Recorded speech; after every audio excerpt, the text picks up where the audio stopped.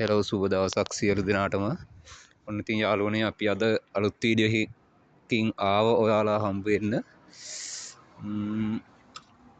එළවලු ගන්න කියලා අද නිවාඩු දවසේ ආව මේ එළවලු කඩේකට. බලන්න එළවලු මේ පාරයිනේ තියෙන්නේ, ජපානයේ ප්‍රධාන පාරයිනේ. කවුරුත් නෑ මෙතන බඩු විකුණන්න, මුදලාලිලා නෑ ලංකාවේ වගේ. බඩු දාලා තියෙනවා, මිල ගහලා තියෙනවා.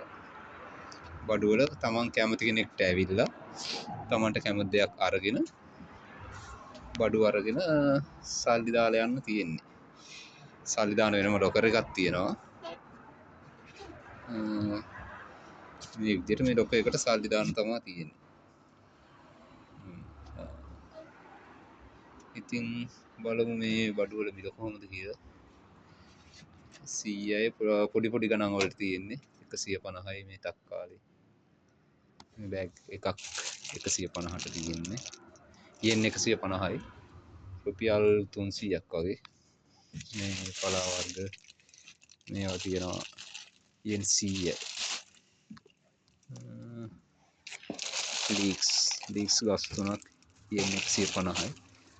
ලූණු ගෙඩි තුනක් එහෙම තියෙනවා. කැරට්, බත්තල හැමදේම එක එක. බත්තල නම් මිලයි 200ට තියෙන්නේ. මේ මල්ලක් 200යි. දොඩම්, පැණි දොඩම් මල්ලක් 200ට තියෙන්නේ. ඒ විදිහට තමයි ඉතින් බඩු අරගෙන මේකට දාලා යන්න තියෙන්නේ. මේකට සල්ලි දාලා යන්න තියෙන්නේ. කවුරුත් නෑ. කැමරාවක් නම් තියෙනවා. කැමරාවක් අයි කරලා තිබ්බට හොයන්න බලන්න කෙනෙක් නෑ. තමන් අවංක වෙලා බඩු ගන්න ගාන දාලා යන්න තියෙන්නේ. ඉතින් කොහොම තමයි අපේ අලුත් වීඩියෝ එකක් ගෙනාවේ.